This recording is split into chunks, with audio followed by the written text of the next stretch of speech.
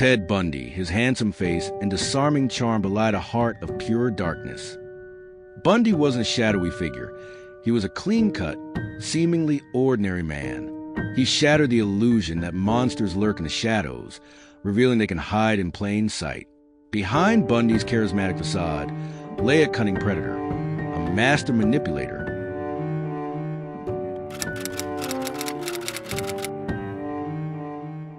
Born Theodore Robert Bundy in 1946, he became one of the most prolific serial killers in American history. His modus operandi often involved feigning injury or impersonating authority figures to gain trust. Bundy's crimes played out in broad daylight, in seemingly safe spaces. He moved through the world with unsettling ease, blending into crowds, attending university, even volunteering for suicide prevention hotline. This ability to compartmentalize made him a phantom, almost impossible to pin down.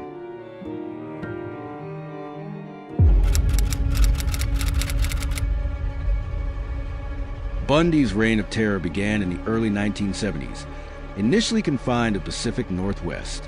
Young women began disappearing with alarming regularity. The details were chilling: victims abducted in broad daylight, their bodies left in remote areas.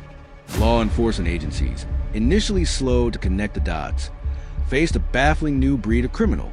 Bundy's crimes were calculated, cold-blooded, and executed with terrifying precision.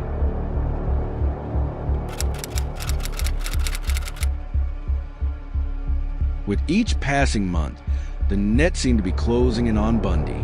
His name began to circulate amongst law enforcement agencies, his face appearing on wanted posters.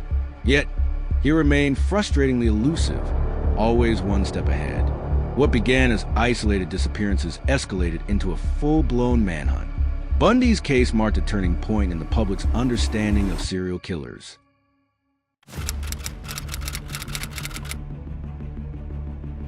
The year was 1974.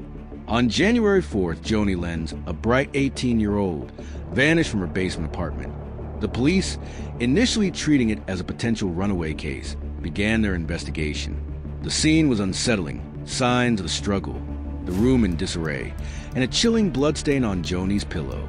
Deep in a coma, clinging to life, Joni Lenz was discovered in her own bed, brutally assaulted.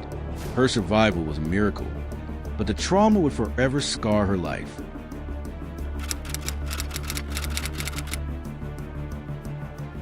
As weeks turned into months, a sense of unease settled over the Pacific Northwest. Young women, often college students, began to vanish without a trace. The disappearances followed a disturbing pattern, often occurring in public places. The lack of a clear motive and the chilling precision pointed towards a serial predator. Law enforcement agencies across Washington and Oregon grappled with a case unlike any they had encountered before. As the body count rose, so did the pressure on law enforcement. Several women came forward with chilling accounts of near abductions. Carol Duranch narrowly escaped a similar fate, providing a crucial description of her attacker. Despite these close calls, the elusive predator continued to roam free. His ability to blend and allowed him to move through society undetected. July 14th, 1974 dawned bright and sunny at Lake Sammamish State Park. Two young women, Janice Ott and Denise Naslund, vanished from the crowded beach. Witnesses described a charismatic young man, calling himself Ted, asking for help with a sailboat. The disappearances at Lake Sammamish marked a turning point in the investigation. For the first time, the authorities had a solid lead, a face to put the name that had haunted the Pacific Northwest. As the investigation into the Lake Sammamish abductions intensified, a familiar pattern of disappearances began to emerge in Salt Lake City, Utah. Young women, many of them students, started to vanish. The similarities in the cases were too striking to ignore. In a shocking turn of events, a routine traffic stop in August 1975 brought Ted Bundy face-to-face with the law in Utah. The officer, noticing suspicious items in Bundy's Volkswagen Beetle, stumbled upon a treasure trove of evidence.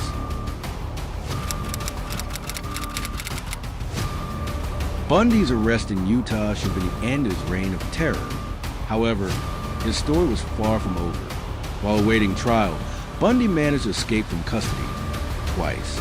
His first escape involved a daring leap from a second-story window. His second escape from the Garfield County Jail was even more audacious, exploiting a flaw in the jail's design.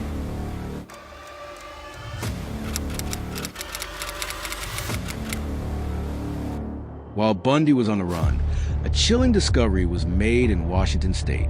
Investigators stumbled upon the remains of multiple young women. Forensic analysis revealed the horrifying truth. These women had met a violent and gruesome end. The discovery transformed Bundy from a suspect to one of the most wanted fugitives in America. The hunt for Ted Bundy had entered a new and even more desperate phase. The escape from Garfield County Jail was a testament to Bundy's cunning, his ability to manipulate his surroundings, and his unwavering belief in his own ability to outsmart the authorities. He had, in his mind, outsmarted the system, slipped through the cracks of justice, and was free to continue his reign of terror. His destination, Tallahassee, Florida, a place where he could disappear into the anonymity of a new city, a place where no one knew his name or the monster lurking beneath his charming facade. However, Bundy's freedom would be short-lived. His arrogance, his need to be in control, to exert power over his victims, would ultimately lead to his downfall. In January 1978, just 2 weeks after his escape from Garfield County Jail, Bundy embarked on a spree of violence in Tallahassee that would shock the nation and finally bring his reign of terror to an end. The Chi Omega sorority house at Florida State University became the stage for Bundy's final act of depravity. In the early morning hours of January 15, 1978, Bundy broke into sorority house, brutally attacking 4 young women, killing 2 of them, Margaret Bowman and Lisa Levy, and leaving 2 others severely injured.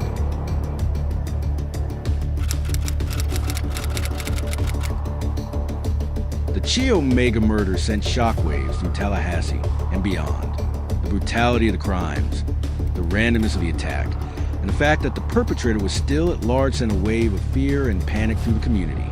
Law enforcement agencies, under immense pressure to bring the perpetrator to justice, launched a massive manhunt, their efforts bolstered by a public determined to see the monster brought to justice.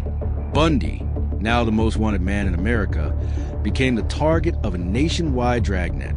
His face, plastered on wanted posters across the country, became a chilling reminder of the evil that could lurk beneath the surface of everyday life.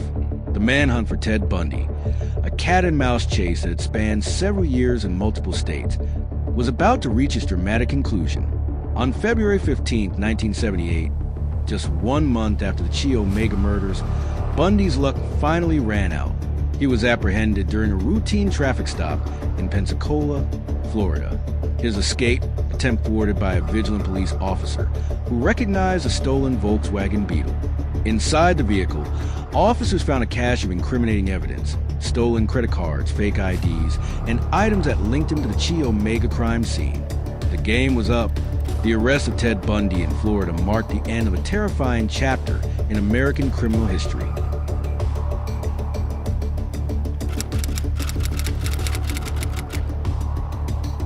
The stolen Volkswagen Beetle apprehended in Pensacola became a treasure trove for investigators.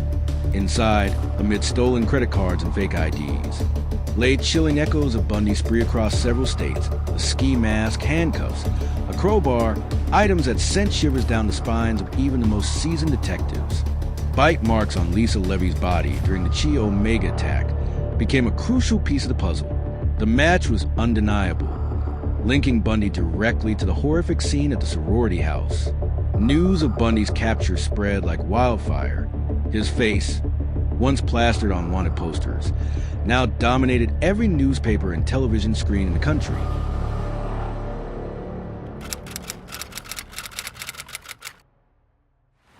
The trial for the Chi Omega sorority house murders began in Miami in June 1979. The eyes of the nation were fixed on the courtroom, eager to witness the final act in the saga of one of America's most notorious serial killers. Bundy, representing himself in court, seemed to relish the attention. his arrogance and narcissism on full display as he attempted to control the narrative, fashioning himself as a legal scholar wrongfully accused. The prosecution, led by the determined state attorney Larry Eade, presented a mountain of evidence against Bundy. Eyewitness accounts placed him at the scene of the crime. His Volkswagen Beetle was identified by multiple witnesses. The bite mark evidence, presented by forensic experts, proved to be particularly damning, linking Bundy directly to the brutal attack on Lisa Levy. Despite the overwhelming evidence against him, Bundy remained defiant, maintaining his innocence and attempting to poke holes in the prosecution's case.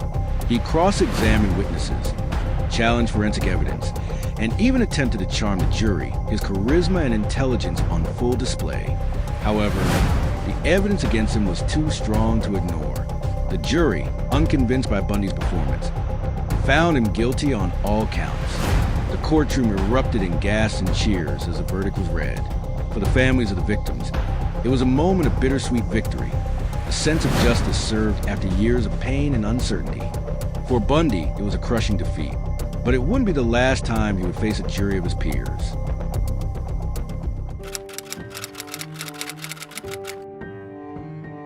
The Chi Omega trial was more than just a legal proceeding. It was a media spectacle that captivated the nation, a macabre glimpse into the mind of a killer hiding in plain sight. Bundy, with his boyish good looks, disarming charm, and air of intelligence, became an object of fascination. His case blurred the lines between true crime and entertainment, a phenomenon that would help spark the modern obsession with serial killers in popular culture. As the trial unfolded, it became clear that Bundy thrived in the spotlight. He carefully curated his image, speaking eloquently and maintaining an air of calm superiority. Television networks broadcast his every move. Viewers at home morbidly captivated by the spectacle of a killer defending himself in court. But beneath the surface of this courtroom drama was a chilling reality. Bundy had taken the lives of dozens of young women, leaving behind a trail of grief, shattered families, and unanswered questions.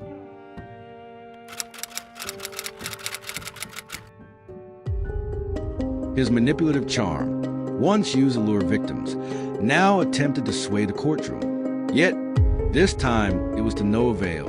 In July 1979, the jury sentenced Ted Bundy to death for the murders of Margaret Bowman and Lisa Levy. A second trial in 1980 related to the murder of 12-year-old Kimberly Leach.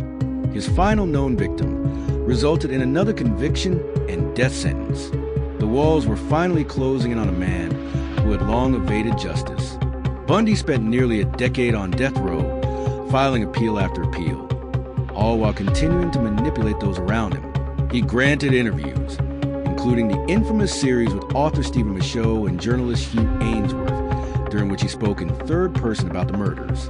These interviews provided chilling insights into Bundy's psyche, a narcissist unable to feel true remorse, who saw his victims as mere objects in his twisted game. In a final bid to delay his execution, Bundy began confessing to more murders, a grim bargaining chip he used to try and prolong his life. He ultimately admitted to killing 30 women, though the actual number is believed to be significantly higher.